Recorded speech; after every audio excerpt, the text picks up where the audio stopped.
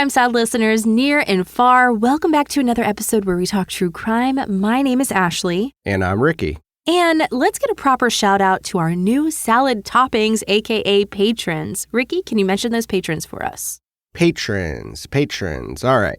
So we have Amelia, Carrie, and Ashley. Thank you guys so much. Thank you all so much for supporting our show. Be sure to leave us a supporting review and subscribe wherever you're listening. Now, you may have noticed this month we have been covering cases on domestic abuse, or maybe you haven't, but yes, this month of October is Domestic Violence Awareness Month. So with that being said, we hope to push the awareness of this huge issue that is happening in many homes today. Let's talk about it. Let's make it known. Let's get these abusers who think they have all the control in the world to back down and help victims to speak up and be heard. If you think you're a victim, let me just tell you, no one owns you. There is not one person on this earth who owns you. All month long, I keep thinking, what more can we do as a podcast? I want to make shirts. I want to make a movement. If you have any ideas, send them to us because we want to make something happen, and we're going to make it happen.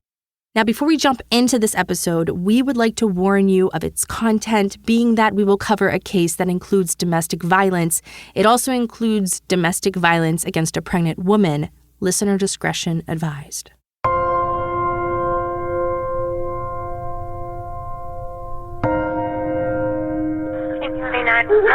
Emergency. My wife she's not breathing. She's not breathing. What's the address? And how old is your wife? She's purple. How old is your wife? She's dead. Okay, listen to me. Listen to me. Don't hang up. She's crying. Medical dispatch. This is Kent County. I started a Med Zero in Kentwood. Okay. Caller, tell me what happened. My wife isn't breathing. I think she had a sweatshirt around her neck and she's not breathing. She's dead. She's dead. She's dead, babe. What is wrong, babe? Med 1 Echo.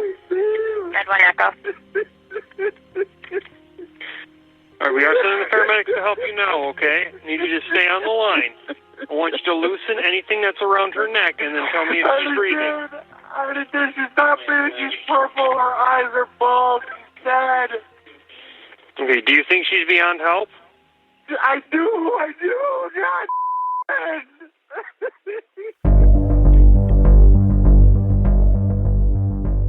That was 33-year-old Richard Guichelaar calling 911 for his wife, 32-year-old Amber Guichelaar, whom he allegedly found non-responsive with her sweatshirt wrapped around her neck.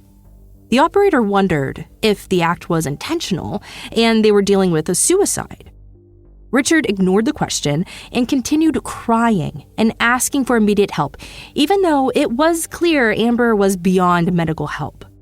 When the operator asked if anyone else was in the room, Richard responded that their daughter was still in the room.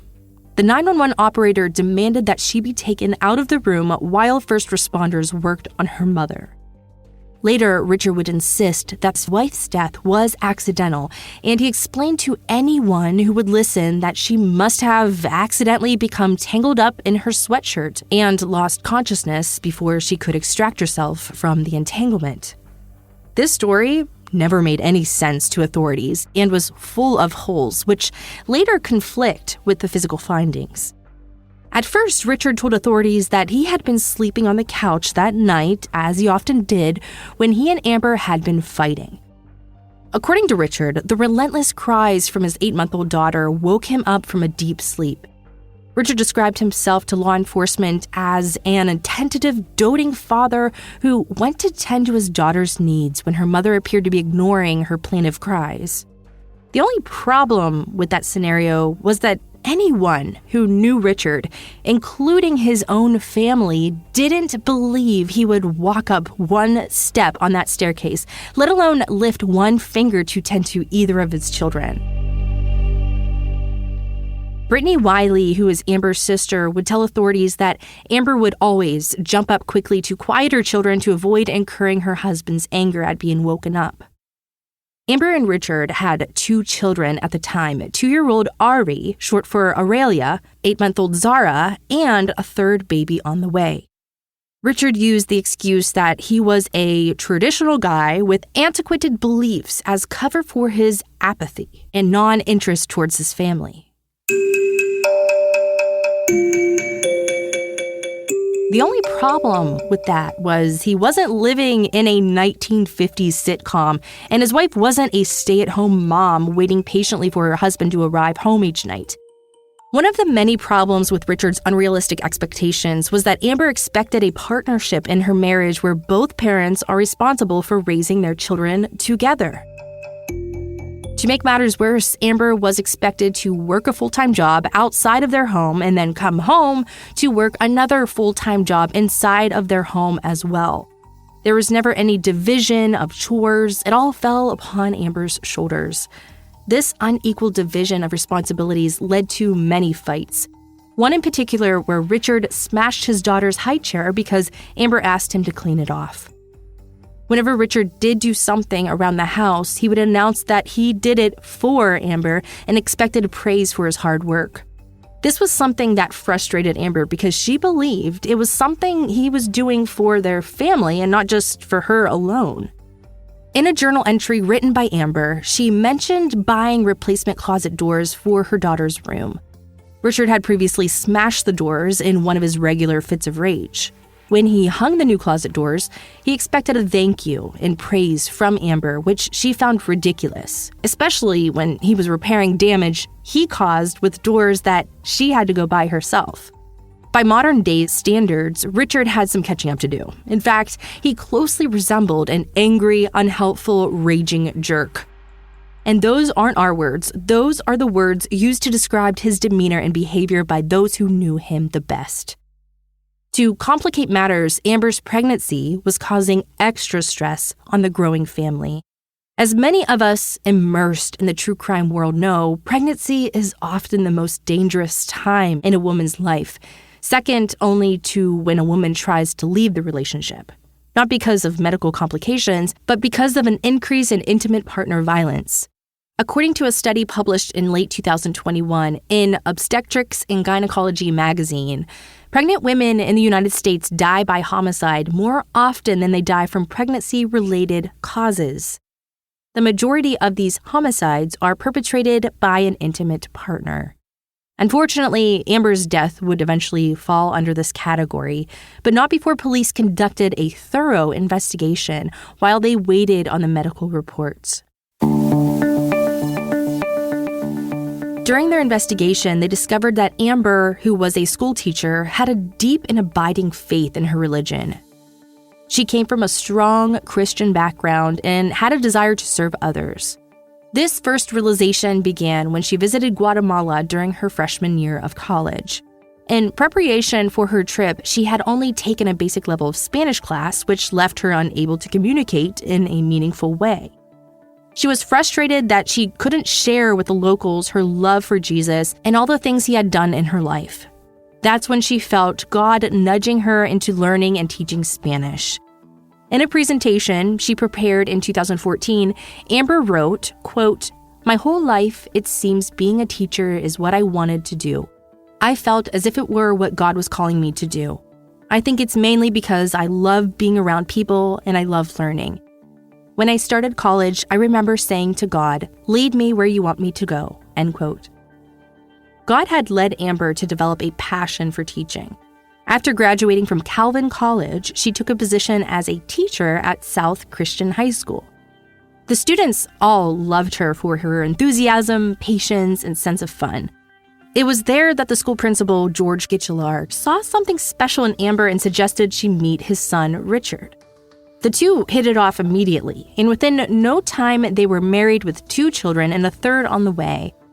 Richard worked for a landscaping and snowplowing company and would come home exhausted and uninterested in taking or spending time with his family. Amber's sister Brittany also lived with the couple to help with the bills, which always seemed to be tight. She too would see the way that Richard treated her sister and knew that the couple were working through marital issues. Brittany was aware that the couple had engaged in physical fights in the past, but thought those types of issues were resolved. That's because Amber went out of her way to make sure her family didn't worry about her. Now, on the exterior, they were a picture-perfect family, which is a facade many women suffering from domestic abuse try to perpetuate. In that regard, Amber was no different. She worked hard to hide the bruises and the emotional abuse she suffered at the hands of her husband. This is common in relationships where the victim is still coming to terms with the reality of their situation. Oftentimes, victims of domestic violence think if they change their own behavior, it will result in the other person being less abusive. But this is never the case because it's never the fault of the victim, and it's not their words or actions that are causing the abuse. Sadly, Amber had an extremely supportive family, yet she wasn't ready to share the abuse she was enduring because she was protective of her marriage. She also had high hopes that things would change for the better and she could keep her family together. Now, Amber and her mother spoke every day and sometimes several times a day, and she was still never able to bring herself to share the darkness in her relationship. It's quite common for victims of intimate partner violence to feel shame, guilt, and humiliation about their abuse and try to cover it up. But Amber was beginning to come to terms with the reality of her situation, and even though she wasn't ready to share the details with her family, she was beginning the internal struggle of realizing she needed to leave the relationship. We know this because Amber had begun keeping a secret diary where she shared some of her fears and observations about her dysfunctional relationship. The diary included a pros and cons list and other horrifying stories of abuse. Although Amber wasn't ready to confide in anyone else, she was confiding in herself, which was a great starting point. It's possible she was worried the journal would be found, which caused her to tear out some of the more damning entries and hide them in her car. Some of them are difficult to read because they had suffered water damage and the words began to bleed into each other, but the entries that were readable were extremely telling to investigators. It was a shocking record of abuse she endured, and it was heartbreaking for her family to learn that she kept it to herself and suffered in silence when she didn't need to.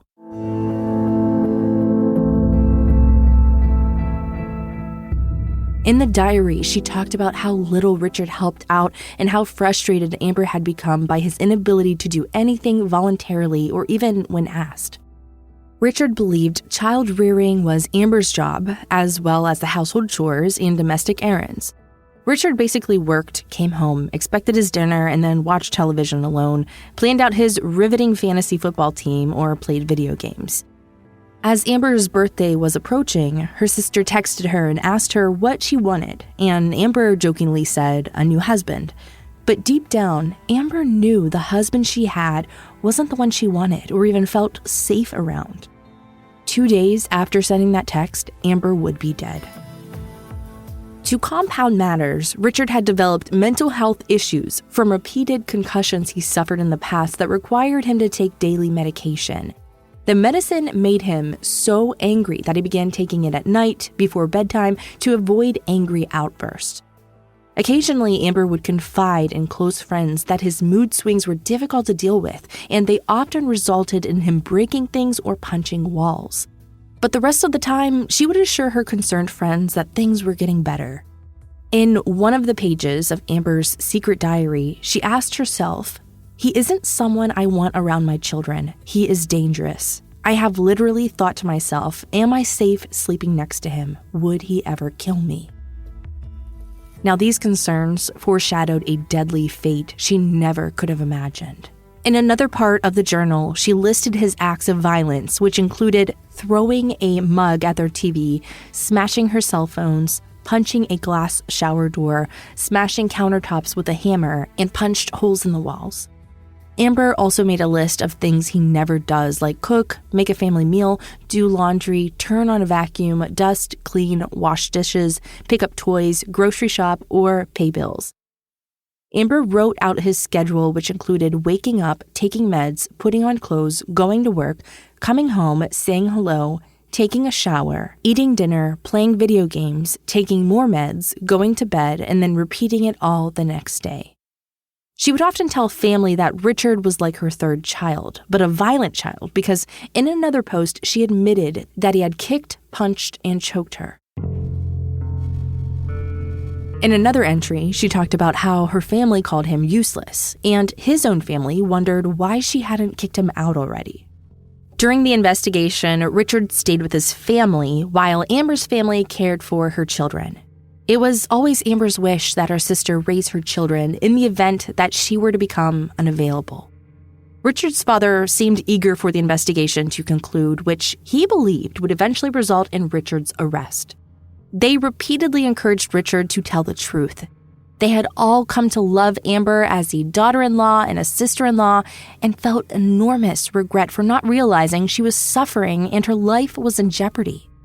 It may have been these conversations that got Richard to share more with investigators about the night Amber died.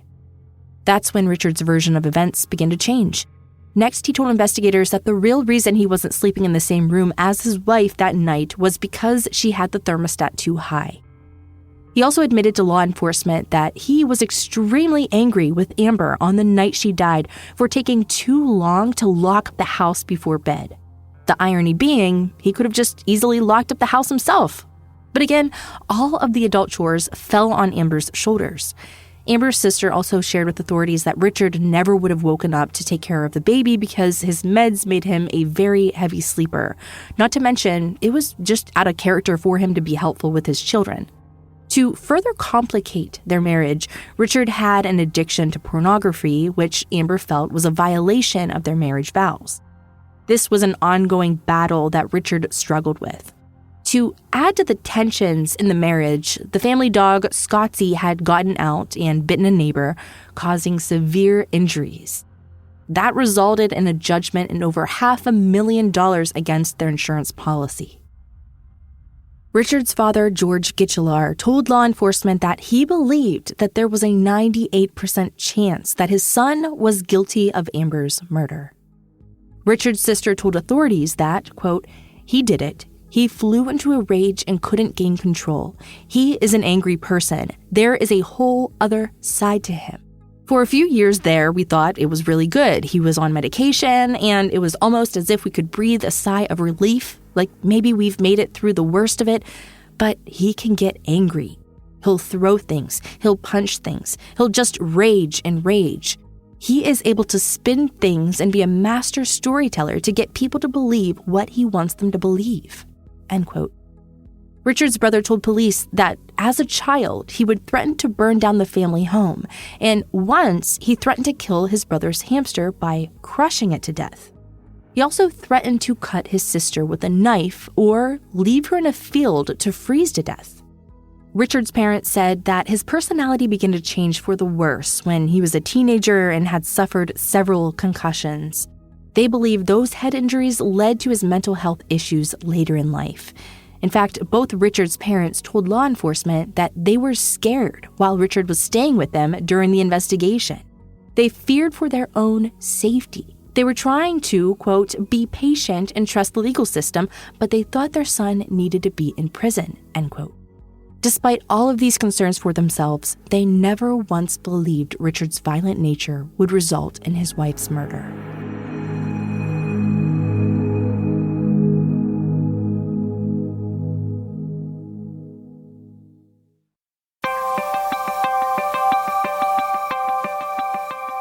The autopsy report revealed that Amber had died from strangulation and asphyxiation.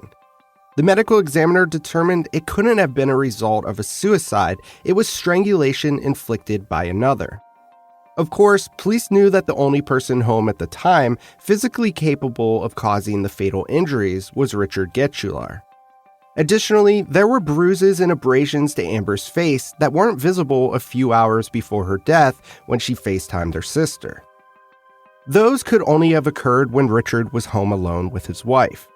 Everyone on both sides of the family were convinced Richard had killed Amber and were relieved when he was finally charged with her murder in January of 2021. Amber was alone and trying to deal with her predicament.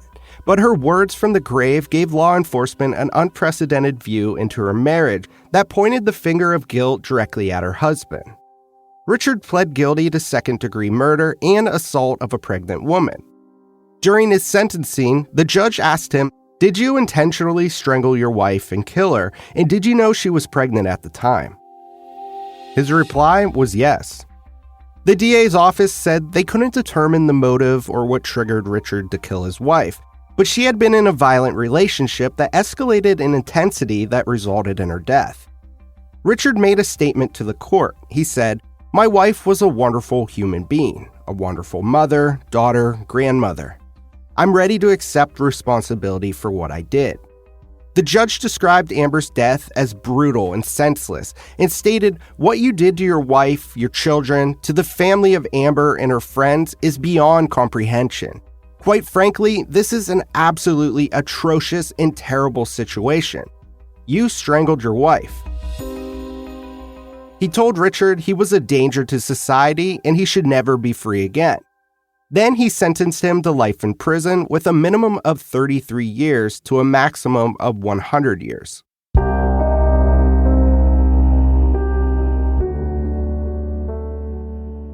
Amber Guichelaar was buried on her 33rd birthday. Her life was cut short at the hands of a man she was supposed to be able to trust above all others.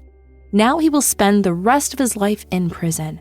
Amber's sister is married now, and she and her husband are raising Amber's 2 children as their own, and she is pregnant with a child due this month. Brittany stated that the children don't remember Amber and only consider herself and her husband as their parents. They see this as a blessing so they don't have to experience intense feeling of grief, loss, and abandonment. Instead, they have a mommy and daddy who love them both dearly and an angel mommy in heaven who looks over them. Amber's family wants her story to be shared far and wide in hopes it will help other women escape an abusive relationship before it's too late. They are urging anyone suffering in silence to reach out to family, friends, or organizations to get help before it's too late. On the day Richard was sentenced, Brittany made the following Facebook post, quote, "Victims of abuse, please don't let the fear of your abuser drive you to say nothing. I feel like with abuse, a lot of victims aren't ready to leave the relationship for a lot of reasons. Abusers can also do a good job of making their victims feel like it's their own fault or the victims are the one to blame. Let's normalize talking about this topic to try to drive out some of the unknown and the fears associated with domestic violence and abuse. If you or a loved one are going through this, reach out.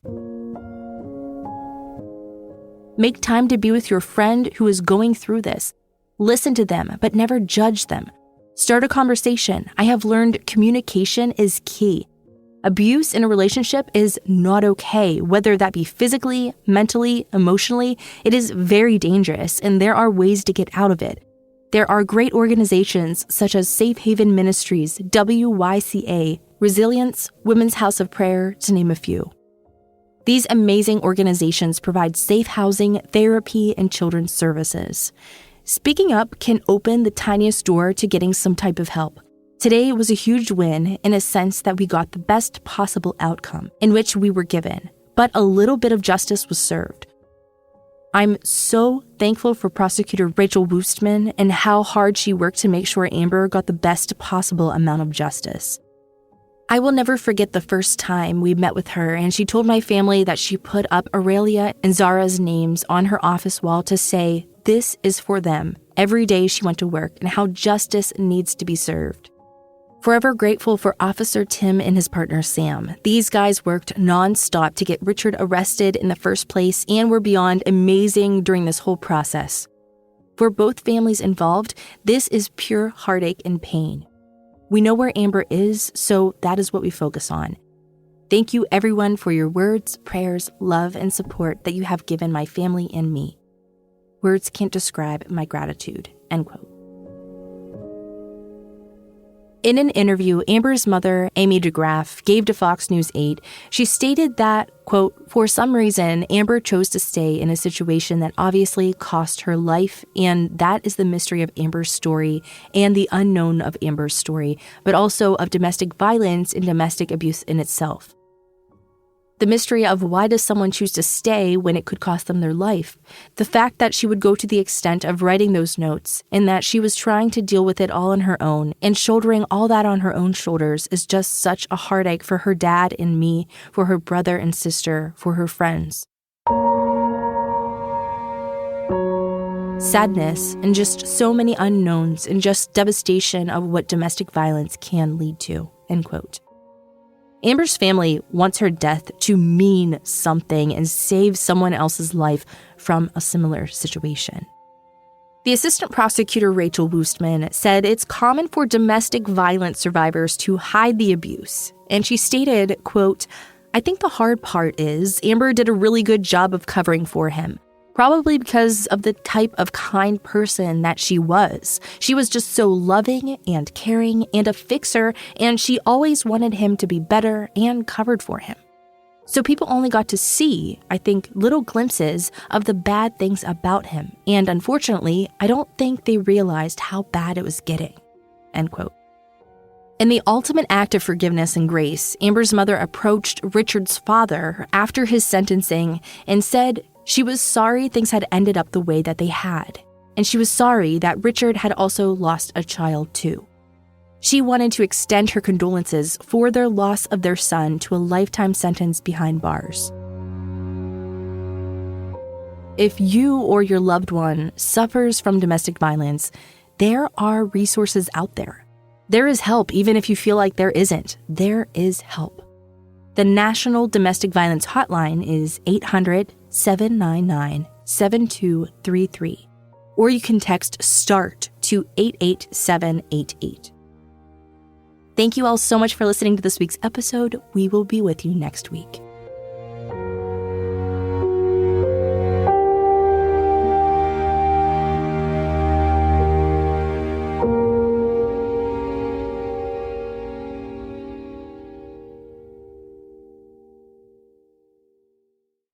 Crime Salad is a Weird Salad production. Are you kidding me? That was perfect.